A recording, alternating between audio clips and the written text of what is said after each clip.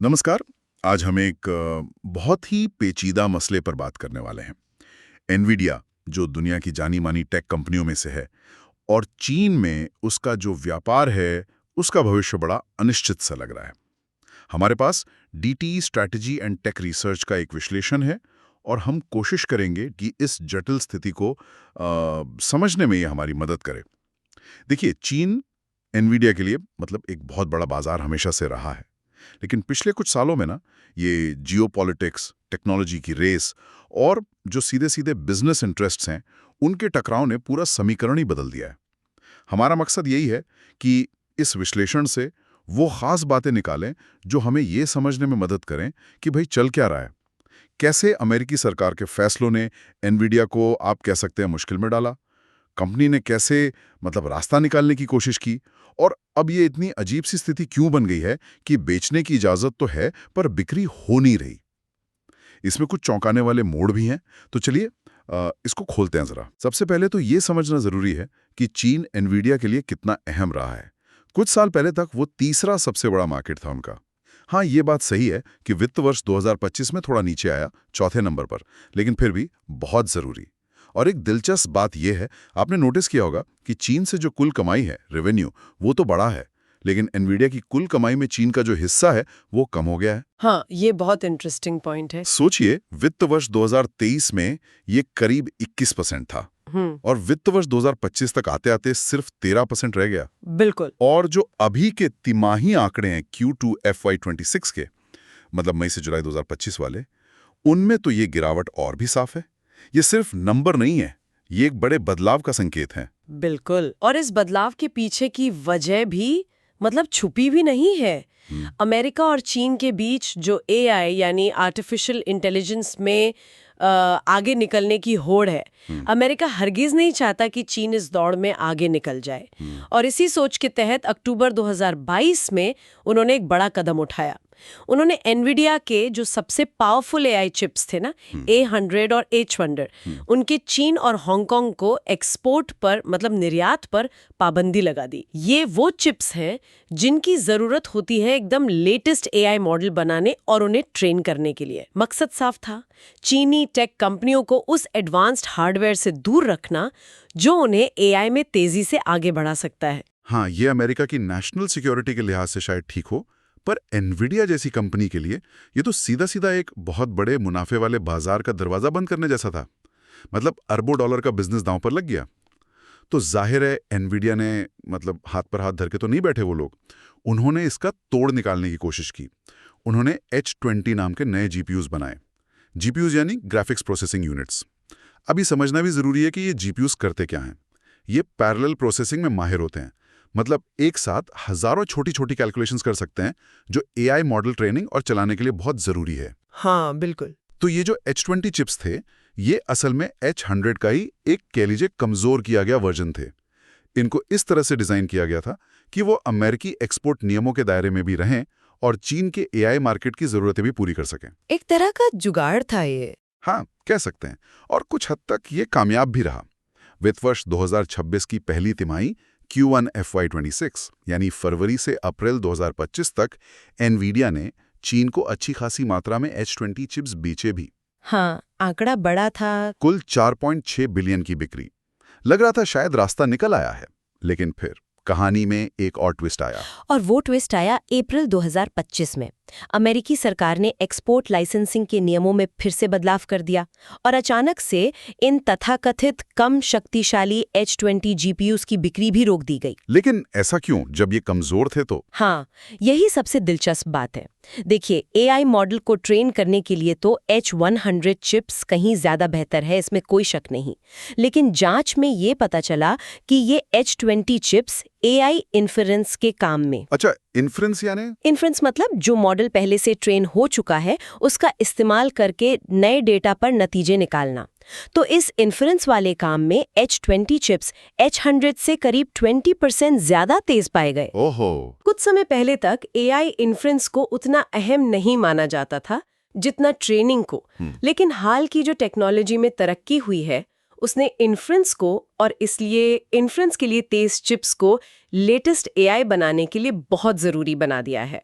तो शायद अमेरिकी रेगुलेटर्स को लगा कि भाई H20 ट्रेनिंग में भले ही कमजोर हो, लेकिन इन्फ्रेंस में इसकी तेजी चीन को एक अनचाही बढ़त दे सकती है। और इस अचानक नियम बदलने का एनवीडिया पर तो सीधा और बहुत बड़ा असर पड़ा होगा फिर। बिल्कुल, रातों रात कंपनी $2.5 बिलियन के उन H20 चिप्स की शिपिंग नहीं कर पाई जिनके ऑर्डर पहले से थे और जिनकी मांग बाजार में थी। $2.5 बिलियन? हाँ, और इतना ही नहीं, जो इन्वेंट्री बन गई थी और जो पहले से खरीद के वादे कर रखे थे, उन सब की वजह से कंपनी को पहली तिमाही के नतीजों में $4.5 बिलियन का भारी भरकम चार्ज दिखाना पड़ा। $4.5 बिलियन सिर्फ नियमों के बदलने से? ये दिखाता है कि दांव कितना ऊंचा है। बिल्कुल।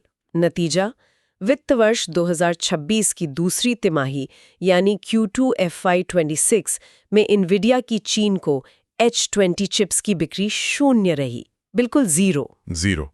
लेकिन रुकिए, कहानी यहीं खत्म नहीं हुई। ये तो जैसे कोई थ्रिलर फिल्म चल रही हो। प्रतिबंध लगे, उनका तोड़ निकला, फिर वो तोड़ भी बंद हो गया। फिर जुलाई 2025 में एक और बिल्कुल अनएक्सपेक्टेड मोड़ आया। अमेरिका में सत्ता बदली, नई ट्रंप प्रशासन आई और उन्होंने संकेत दिया कि वो पॉलिसी बदल सकते हैं। एनवीडिया को प्रशासन की तरफ से ये आश्वासन मिला कि उन्हें चीन को फिर से बिक्री शुरू करने के लिए जरूरी लाइसेंस दिए जाएंगे। हाँ, थोड़ी राहत की सांस ली होगी एनवीडिया ने। बिल्कुल। और अगस्त 2025 की शुरुआत तक अमेरिकी कॉमर्स डिपार्टमेंट ने ये लाइसेंस जारी करना शुरू भी कर दिया। तो लगा कि चलो अब शायद मामला सुलझ गया। पर इतनी आसानी से कहा। इन लाइसेंस के साथ एक बड़ी और बहुत अजीब सी शर्त जुड़ी हुई थी। ये लाइसेंस इस समझ पर दिए गए थे कि एनवीडिया इन चिप्स की बिक्री से जो भी कुल कमाई करेगी, रेवेन्यू, उसका 15% हिस्सा अमेरिकी सरकार को वापस देगी। 15%? ये तो बिल्कुल नई बात है। मतलब एक तरह का टैक्स या रेवेन्यू शेयरिंग। हाँ, आप कुछ भी कह लीजिए। अब देखिए, इस 15% वाले सिद्धांत पर तो शायद मोटे तौर पर सहमति बन गई लगती है, लेकिन असली पैच ये है कि 1 सितंबर 2025 तक जब ये विश्लेषण हुआ, अमेरिकी सरकार ने इस रेवेन्यू शेयरिंग प्लान को लागू करने के लिए कोई आधिकारिक नियम या दिशा निर्देश पब्लिश ही नहीं किए हैं। मतलब लाइसेंस दे दिया, शर्त बता दी, पर ये नहीं बताया कि शर्त पूरी कैसे होगी। एग्जैक्टली। 15% कैसे कैलकुलेट होगा, कब देना होगा, किस प्रोसेस से देना होगा, कुछ भी साफ नहीं है। हाँ। तो क्या इसका मतलब ये है कि सरकार खुद ही पक्के तौर पर नहीं जानती कि इसे लागू कैसे करना है, या ये जानबूझकर देरी की जा रही है? क्या लगता है? ये सवाल बिल्कुल जायज है और इसका जवाब अभी किसी के पास नहीं है। लेकिन इस कंफ्यूजन का, इस अस्पष्टता का सीधा नतीजा ये है कि एनवीडिया के पास चीन को H20 चिप्स बेचने का लाइसेंस तो है, लेकिन वो बिक्री कर नहीं सकती, क्योंकि लाइसेंस की जो अनिवार्य शर्त है 15% पेमेंट वाली, उसे पूरा करने का कोई फॉर्मल लीगल तरीका ही मौजूद नहीं है। हाँ, कोई भी कंपनी बिना स्पष्ट नियमों के अरबों डॉलर का लेन देन कैसे करेगी भला? बिल्कुल। यही सटीक कारण है कि एनवीडिया ने Q2 FY26 में चीन को शून्य बिक्री दिखाई, 0, और वित्त वर्ष 2026 की 30 की तिमाही Q3 FY26 के लिए अपने अनुमान में भी चीन से किसी H20 बिक्री की उम्मीद नहीं जताई है। तो मतलब अगले कुछ महीनों तक तो बिक्री होती नहीं दिख रही। एक तरह का डेडलॉक है ये। हाँ, बिल्कुल, एक गतिरोध बना हुआ है। तो फिर सवाल उठता है कि अमेरिका आखिर चाहता क्या है? ये पूरी स्थिति थोड़ी विरोधाभासी नहीं लगती? एक तरफ वो चीन को AI में तेजी से आगे बढ़ने से रोकना चाहते हैं, खासकर सबसे पावरफुल चिप्स के मामले में। दूसरी तरफ, जैसा कि स्कॉट बेसेंट जैसे एनालिस्ट ने चेताया भी है, वो चीन को पूरी तरह अलग थलग करके उसे अपनी डोमेस्टिक हार्डवेयर इंडस्ट्री को तेजी से बढ़ाने के लिए मजबूर भी नहीं करना चाहते। सही बात है। वो नहीं चाहते कि हुआवे जैसी चीनी कंपनियां एक डिजिटल बेल्ट एंड रोड बना लें। मतलब कि दुनिया भर में डिजिटल टेक्नोलॉजी के स्टैंडर्ड्स जैसे AI चिप्स, सेमीकंडक्टर, नेटवर्किंग के नियम, ये सब चीन के कंट्रोल में आ जाएं। ये अमेरिका के ग्लोबल दबदबे के लिए बड़ा खतरा होगा। बिल्कुल। इसीलिए H20 जैसे थोड़े कम पावरफुल चिप्स बेचने की अनुमति देना शायद एक बीच का रास्ता निकालने की कोशिश है। इसके पीछे सोच ये हो सकती है कि इससे चीन पूरी तरह अमेरिकी तकनीक से कटेगा भी नहीं, उसे थोड़ी बहुत ज़रूरत की चीज़ें मिलती रहेंगी ताकि वो पूरी तरह आत्मनिर्भर होने पर मजबूर ना हो। और साथ ही चीन के टेक इकोसिस्टम में अमेरिकी कंपनियों और शायद सरकार का भी कुछ असर बना रहेगा। लेकिन जैसा आपने कहा, ये दो धारी तलवार है। हाँ, बिल्कुल। चीन भी इस खेल को समझ रहा है। वहाँ की जो साइबर स्पेस एडमिनिस्ट्रेशन है CAC, जो इंटरनेट और टेक पर नजर रखती है, वो कथित तौर पर टेंसेंट और बाइटडांस जैसी बड़ी चीनी टेक कंपनियों को चेतावनी दे रही है कि वो नेशनल सिक्योरिटी की चिंताओं के कारण एनवीडिया H20 चिप्स ना खरीदें। अच्छा, क्यों? उन्हें डर है कि इन चिप्स में बैकडोर्स हो सकते हैं, मतलब ऐसी कोई गुप्त टेक्नोलॉजी जिससे अमेरिका दूर से ही इन चिप्स को बंद कर सके या डेटा की निगरानी कर सके। ओहो। इसलिए चीनी सरकार घरेलू कंपनियों को कह रही है कि वो लोकल सप्लायर्स को प्राथमिकता दें। और चीन में घरेलू कोशिशें वाकई जोर पकड़ रही हैं, ऐसा सुनने में आ रहा है। हाँ बिल्कुल। खबरें हैं कि अलीबाबा एक नया AI चिप बना रहा है जो पूरी तरह चीन में ही डिजाइन और मैन्युफैक्चर होगा। हुआवे, चिप बनाने वाली कंपनी SMIC और कैम्ब्रिकॉन तथा मेटा एक्स जैसी दूसरी कंपनियां, ये सब मिलकर 2026 तक चीन के AI चिप प्रोडक्शन को 3 गुना करने का मतलब बहुत बड़ा लक्ष्य लेके चल रही हैं। हाँ, महत्वाकांक्षी लक्ष्य है। तो यहाँ बड़ा सवाल ये उठता है कि क्या चीन वाकई एनवीडिया की बराबरी कर सकता है? एनवीडिया की टेक्नोलॉजी की नकल करना या उससे बेहतर बनाना कितना मुश्किल है? ये एक $1 मिलियन का सवाल है, या शायद $1 ट्रिलियन का। देखिए, मॉर्निंग स्टार के इक्विटी एनालिस्ट ब्रायन कोलेलो जैसे एक्सपर्ट्स मानते हैं कि एनवीडिया के पास एक बहुत मजबूत सुरक्षा कवच है, जिसे वो मोट कहते हैं, मतलब एक सुरक्षात्मक खाई। बात सिर्फ हार्डवेयर यानी जीपीयू की नहीं है। एनवीडिया ने जीपीयूज में शुरुआत में बढ़त हासिल की, जो पैरेलल प्रोसेसिंग के जरिए एआई के लिए बेहतरीन है, लेकिन उनकी असली ताकत है CUDA सॉफ्टवेयर प्लेटफॉर्म। कोडा? हाँ, सुना इसके बारे में। CUDA एक प्रोप्राइटरी सॉफ्टवेयर स्टैक है, मतलब ये सिर्फ एनवीडिया जीपीयूज पर ही चलता है। इसमें वो सारी लाइब्रेरीज, कंपाइलर्स और डेवलपमेंट टूल्स शामिल हैं जिनकी जरूरत एआई डेवलपर्स को मॉडल बनाने और चलाने के लिए पड़ती है। ये जो हार्डवेयर और सॉफ्टवेयर का गहरा इंटीग्रेशन है ना, ये एक ऐसा इकोसिस्टम बनाता है जिससे बाहर निकलना ग्राहकों के लिए बहुत मुश्किल और महंगा हो जाता है। अच्छा, मतलब अगर किसी ने कूड़ा पर अपना सिस्टम बना लिया तो वो आसानी से स्विच नहीं कर सकता। बिल्कुल, इसे हाई स्विचिंग कॉस्ट कहते हैं। अगर किसी कंपनी ने अपने एआई सिस्टम्स CUDA पर बनाए हैं तो उसके लिए रातों रात किसी दूसरी कंपनी के चिप्स पर जाना लगभग नामुमकिन है, क्योंकि उन्हें अपना सारा सॉफ्टवेयर शायद फिर से लिखना पड़े।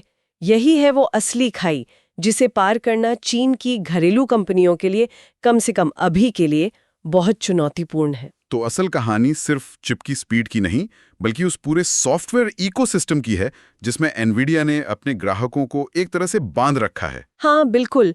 और अगर हम उस 15% रेवेन्यू शेयरिंग वाले पहलू पर लौटें तो इसमें अमेरिकी सरकार के लिए एक संभावित फाइनेंशियल इंसेंटिव भी छिपा हो सकता है। मतलब सरकार के लिए पैसा कमाने का जरिया? हाँ, कुछ हद तक।